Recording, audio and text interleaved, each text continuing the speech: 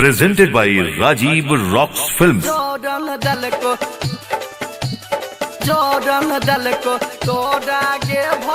Presented by SK Music Support.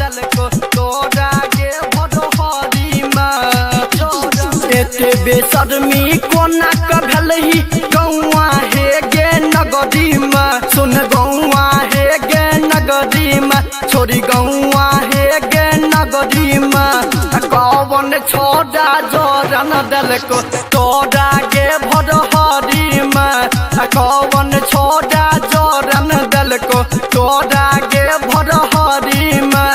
कौन छोड़ा जोरन दल को तोड़ा गे भदहरी में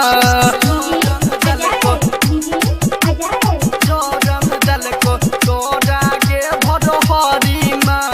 कौन छोड़ा जोरन दल को तोड़ा गे भदहरी में जोरन दल को काने काने पाता भेले गौआ हे गे नगदी में गौआ सभे नगदी में गौआ सभे नगदी में कौन छोड़ा जोरन दल को तोड़ा गे भदहरी में कौन छोड़ा जोरन दल को तोड़ा गे भदहरी में कौन छोड़ा जोरन दल को तोड़ा गे भदहरी में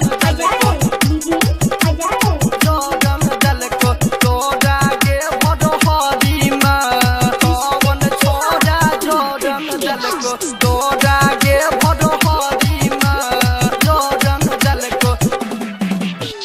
बाप के नग तू कटार गे दलही गौआ सभे नगदी में गौआ सभे नगदी में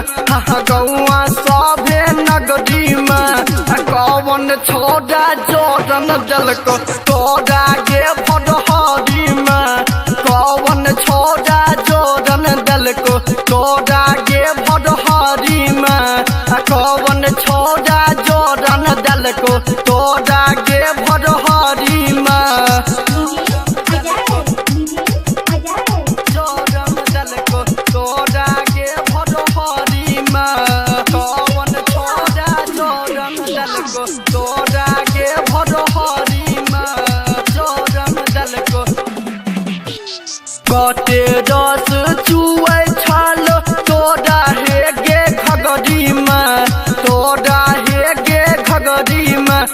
तोड़ा हे गे खगड़ी में कौन छोड़ा जोरन दल को तोड़ा गे भदहरी में डीजे वाला जोरन दल को तोड़ा गे भदहरी में कौन छोड़ा जोरन दल को तोड़ा गे भदहरी में चंदन आर्यन कहे छो तोड़ा पटल को हे गे नमरी में पटल को तोड़ा नमरी में गे पटल को तोड़ा नमरी में कौन छोड़ा जोरन दल को तोड़ा गे भदहरी में डीजे वाला जोरन दल को तोड़ा गे भदहरी में शिवाजी छोड़ा जोरन दल को तोड़ा गे भदहरी में साचे कज सुन Presented by SK Music.